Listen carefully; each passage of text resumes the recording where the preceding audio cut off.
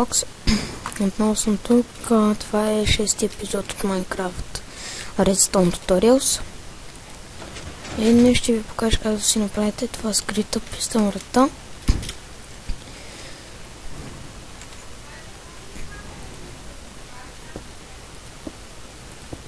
Ако щеш.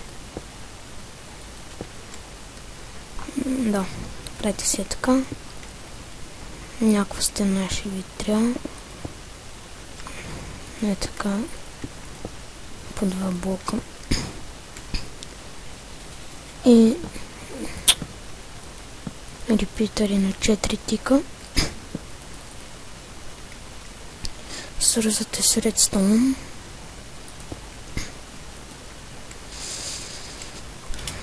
И тук трябва да има два блока. Да. Така. И това.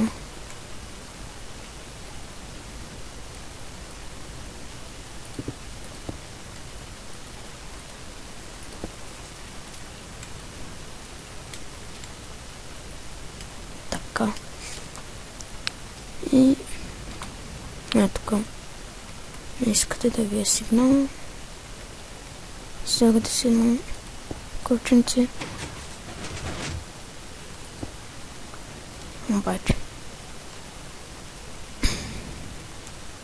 Ей така.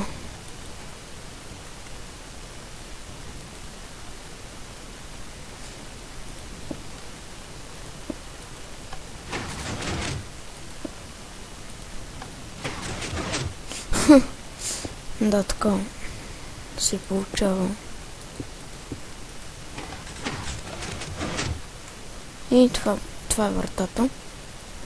Закриете си така с някакви блокове. Примерно и това ви е стежката. Ще науча да сложа ръчка. И сега е затворено. Сега е отворено. И ще го заграждате както искате. Ето така се прави. Тази по-друг, в смисъл друг вид писта врата. Ако мястото ви е с много стон, е така, може да сложите един бутон, защото той въобще не личи. Личи си има малко и може да сложите един бутон вместо ръчка. И това беше от мен. Новият епизод на Minecraft Tutorials. Надявам се да ви е харесал и чао!